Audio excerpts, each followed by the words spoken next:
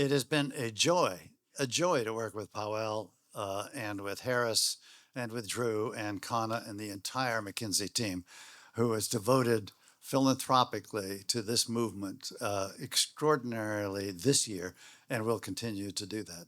I want to get into a position where they're paid for their work because they have devoted so much time and attention and such excellent work. So I have been stunned by the energy in this room. So many people doing so many good things. It's really been impressive and important. But I need to focus, just because I'm a pragmatic kind of person, why now? What difference does it make to think about the world through a brain lens, whether it's health or capital, brain capital, or brain economy? And what's next in this effort to congeal, if not congeal, at least move and accelerate this movement? So I'm going to talk a little bit about how I talk to politicians, and I have historically, about Alzheimer's, both in the United States and in Europe and around the world. But let me, there's a unique moment in time. People have mentioned that in different phrases a lot. But this is the way I would go to a head of state and start talking about this. The era of long lives, one thinks, is just natural thing. It is not. 10,000 years of a human history, we've lived to 30 years old. It's only been in the last century that we've lived much longer than that. And even in the last century, we've gone from maybe 30 years of life to 80 years of life.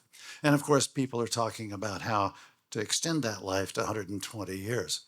But this is a unique point in history that humankind has never dealt with before, of aging populations at scale.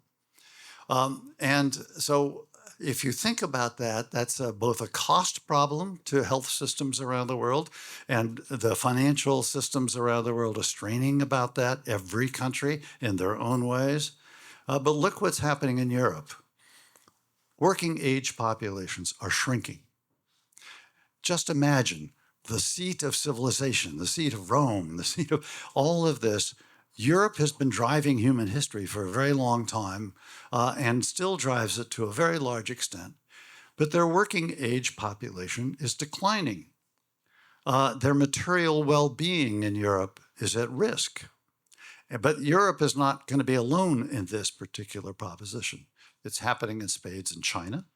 It's happening to a slower extent in the United States because historically we've had good net migration in. We're now damning ourselves by not doing that, but this is going to happen everywhere. Look at Canada, it will be very similar to that. So if you show to politicians, particularly European politicians, you've got a problem. You cannot sustain the costs of healthcare and brain health for older populations, because brain health or brain disorders are one of the largest DALI creators in the world. And you cannot sustain your material well-being in Europe with this kind of curve. You have got to act. You don't have a choice. This is not a nice to do, as I think Tarek said earlier. It's not a nice to do. It's a must do. You've got to address this issue. It's not going to take a year. It's not going to take 5 years, but you've got to address this issue. So this is a striking chart. First, this is what the cost in the United States, the cost to people with Alzheimer's. So it's going up dramatically. As you see, it's about $350 billion a year now. That's the government's cost to taking care of those people. So we got $700 billion cost problem in the United States that we're sustaining just as a result of one therapeutic condition. I don't know if you can see it, but there's a third line at the bottom. That's what the United States is investing to avoid a $700 billion problem. You should be fired. If you're a CEO and said, I have a $700 billion cost problem, the curves are going up, and I'm investing $4 billion, which is pretty good for one country, $4 billion a year in research on Alzheimer's, you ought to be fired. So I go to Congress and say, you ought to be fired. Look at, just as an economic actor, the United States government should be investing more. And that's what's gotten us from 400 million a year to 4 billion a year. But that's only in the United States. The United States probably, with the possible exception of China, which we are not very transparent on what they're spending here, that is a major problem. So that's what we're spending on AI. Now, so we're investing that kind of money in artificial intelligence to try and replicate the performance of a human brain, which is 3 pounds and less than a light bulb, and it lasts 100 years. And we're investing in data centers and consuming energy and power around the world. Congratulations to Lawrence Jones for actually just metaphor, the notion that we're building acres and acres of data centers, the consuming megawatts, not megawatts, gigawatts. Gigawatts, what are we doing, Lawrence? It's a giga, mega, even bigger. And as Harris said, Lawrence said, the human brain can do so much better. So why aren't we investing in the human brain's capacity to assist and work alongside artificial intelligence? Whether you regard it as a cost reducer, whether you regard it as a productivity enhancer, we should be doing a different AI strategy in most of the industrialized world. So I was stunned by this chart from a Nobel laureate in economics that demonstrates that if you invest in the brain health of a child, you will get such a maximal return compared to investing in the brain health of an adult.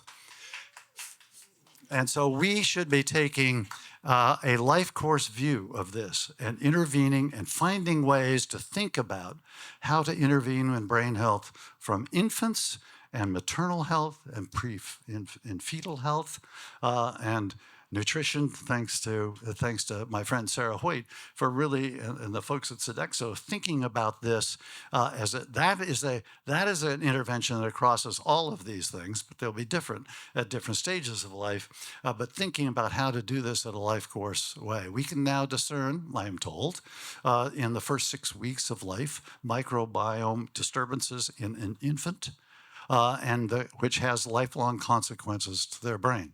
We can now discover that different styles of plays with parents, free play and supervised play, or controlled play or uncontrolled play, has a different socialization impact during entire life.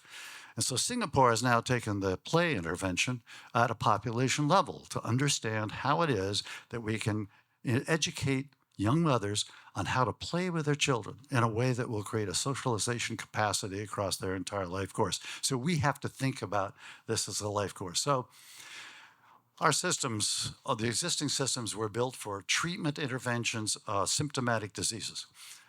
We have public health interventions, which have moved the science so much further during the 20th century and longevity during the 20th century, but we don't have systems that work. I'm just going to mention food. We tend to do food based upon taste and look and a little addictive quality. We don't do it for our health. Sarah's going to change that. Sodexo's going to change that. But right now, we're not looking at our food systems well. Our health systems. Our health systems treat people with symptoms. They don't treat people pre-symptomatically on how to defer or reduce or eliminate symptomatic disease. So the one movement that comes to mind on this is HIV, where we did do this, and where, in fact, we can now intervene when you have the pathology of a disease, but not the symptoms, and we've been able to prevent symptoms and death from HIV/AIDS. Our investment systems are rooted around what is the product or what is the intervention that a regulator will approve. And because that's how you get to market with anything that actually treats a disease. So our regulatory systems are based on a very siloed approach based upon the intervention. Not good. Payer systems, which work on annual budgets, can't afford to put another big cost onto their annual budgets. You see this most impactfully in Europe, but similarly in the United States, the same kind of pressure. So we don't have payer systems that work, and our health systems are really, excuse the expression, crappy when it comes to dealing with brain systems. So our entire systems are built on symptomatic disease and not on prevention. And I could go on, and the number systems. So what do we do? What do we do? I think the brain lens, I have become persuaded, is a new way of looking at this that can cross a lot of these boundaries, potentially. It is a narrative that we seem to be getting: brain health and brain capital and the brain economy. But yet, we don't yet be able to prove to a policymaker or a researcher or any other player in the system that in fact we ought to be looking at this through a brain lens as opposed to the lens they've always been looking at it. So I do think that we need to change from the narrative to action, to begin to understand where people are doing this, and virtually everyone in this room is doing something on this. Gather those stories and begin to articulate why it is that investing in the brain and treatment of the brain and treatment in a preventive sense on the brain over the life course is a way to get at you got to move on this, or you're going to be confronting financial systems that can't support it, and you're going to be working with fewer workers trying to support the law. So I'm going to suggest 4 quick things. We need, I think, a independent standing entity. I call it the Shepherd's Committee because I think it starts with a notion that we're serving people. We're not trying to make money. We're serving people and trying to identify what it is that we can do. It needs a professional staff. It needs to be sustainable. It needs to be perpetual. And that, in fact, it can do. Now, what is it? That particular committee, it's an old-fashioned word, but what does that committee do? It watches and sees who's succeeding with what interventions and brings the success stories to everybody else in a way that's systematic and can be scaled. And where if we find talent or new ideas that they come to I'm going to call it a place. I don't think it's a physical place. It's an intellectual space where, in fact, they can be spread. The scale that we're trying to do together is bigger or as big as agrarian societies moving to industrial age, where we need a new infrastructure called railroads and roads and telephones and that kind of stuff. Or the fossil fuel to a renewable energy transition. We need an expert staff largely devoted to both surveillance is the wrong word, but watchfulness about where success stories are. The community of practice will exchange those success stories widely and broadly, and where we actually set some change theses about how we're going to move the brain capital system and the brain economy system forward with at least a theory of the case, as well as metrics for progress. And there's not going to be even. It's not going to be even across all these systems, but there's so many systems that have to change and so much intellectual investment that has to be made to understand this, that we do this. So I think we need to scale the success stories and scale the industry stories. I would start with finance and policy and research, just because they are potentially cross-cutting across everything. But then we have to engage with multiple sectors: the education sector, the nutrition sector, the research and biopharma sector. So there are a lot of sectors involved, but around research pillars and around policy pillars and around technology pillars. So that's what my view is. I think we have to move forward. I think when you talk to people about this, the energy around brain health is powerful, and now 20-some countries have developed brain health plans. There's a regional plan in Europe. We've catalyzed one in Africa. We're hopeful to move to a regional brain health plan in Latin America. But there are brain health plans around the world. How do you turn that brain health plan into something that will change society and change economies and change government policy so that we're investing in brain capital to solve the fewer workers? And how do we do that investment in a way that will, in fact, lead to thinking about this at the national and global level? Or regional levels. You're going to hear a great success story out of Houston about how they're thinking about this at a regional level and become what they would call the third coast, which I find odd, in the middle of the desert in Texas. But nevertheless, Nevertheless, the third coast, the Silicon Valley, the Cambridge, Massachusetts, and the like. We're talking to New York now. We're talking to California, as you heard earlier from an earlier speech, and we're talking to incoming governors around the country about thinking about you got to compete with Houston. You got to compete with Silicon Valley. You can do it. There are pieces of this problem all over the place.